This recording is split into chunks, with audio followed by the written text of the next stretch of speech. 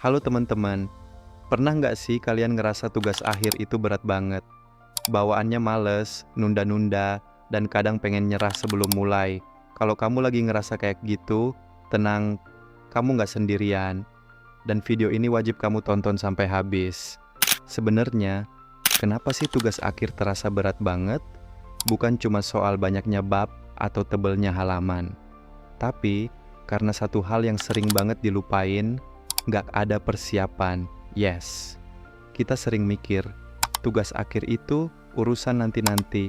Ntar aja deh, mulai nulisnya semester depan.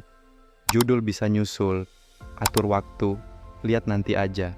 Padahal justru disitulah awal mula. Rasa malas dan bosan muncul. Kenapa? Karena otak kita itu suka yang jelas. Kalau nggak ada peta jalan, kita bingung mau mulai dari mana. Dan karena bingung, kita nunda. Karena nunda, kita makin stres. Akhirnya tugas akhir jadi kayak monster yang makin gede di kepala. Nah, sekarang kita bedah. Malas itu bukan berarti kamu nggak mampu. Bosan itu bukan berarti kamu nggak niat. Tapi karena kamu nggak tahu langkah pertama apa. Dan kalau nggak tahu langkah pertama, otak kita otomatis kasih sinyal, mending tunda aja deh. Belum siap ini. Malas itu cuma alarm bahwa kamu butuh sistem, struktur, dan strategi.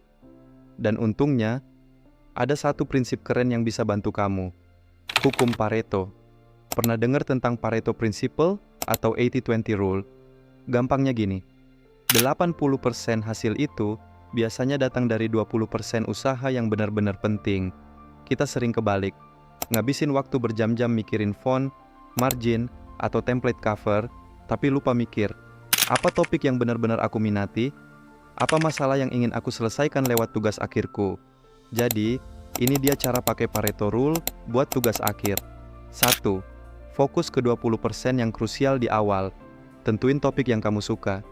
Buat mini timeline, meski cuma garis besar. Bikin mind map isi bab 1-3. Ini bakal jadi pondasi 80% dari keberhasilanmu ngerjain tugas akhir. 2. Pilih waktu emasmu. Setiap orang punya golden time buat mikir. Ada yang pagi, ada yang malam. Gunakan waktu itu khusus buat nulis yang penting, bukan sekadar revisi typo. 3. Jangan kejar sempurna di awal. Lebih baik jadi dulu baru disempurnain, daripada nunggu sempurna tapi nggak pernah mulai. Ingat teman-teman, tugas akhir itu bukan soal siapa yang paling pintar, tapi siapa yang paling siap dan konsisten. Kalau kamu mulai dengan langkah kecil, tapi rutin, itu jauh lebih kuat dibanding nunggu mood dan langsung ngebut seminggu sebelum deadline.